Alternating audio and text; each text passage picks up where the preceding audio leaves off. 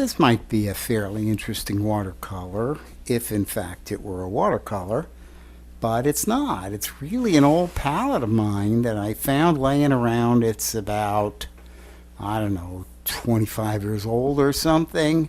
It was in the attic, and the way you do it is you put the colors in the compartments around the outside.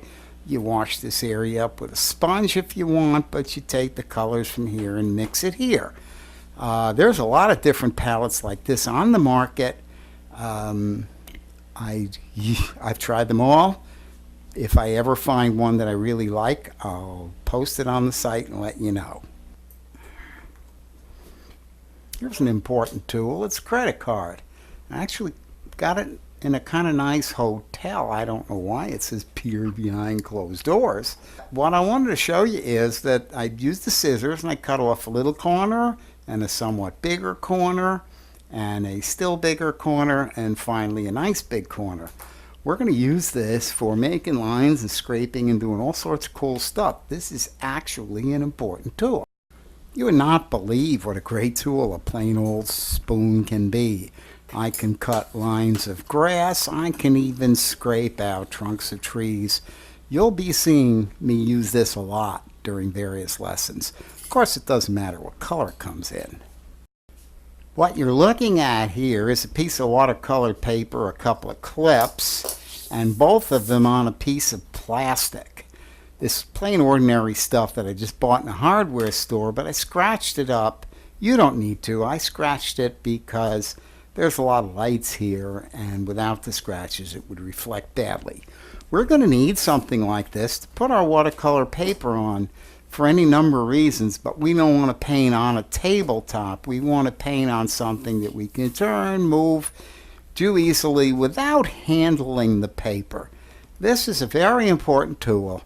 Whatever paper you finally decide on, you're going to want something at least a ½ inch bigger on each side, or in other words, an inch bigger than the paper each way, or maybe a little bit more, 1.5 inches bigger than the paper on each way, just so that you have plenty of room to get a little spill over and not get on the tabletop and not get in our way.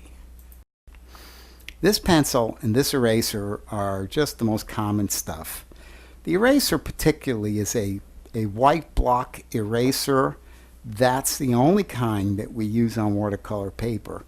Other erasers are just a little too aggressive and damage the surface of our paper, and you will learn later that that's not something we want to do. The pencil is just a plain old ordinary store pencil, and it works out to be probably the best possible pencil to work with on watercolor paper. One of these can come in pretty handy.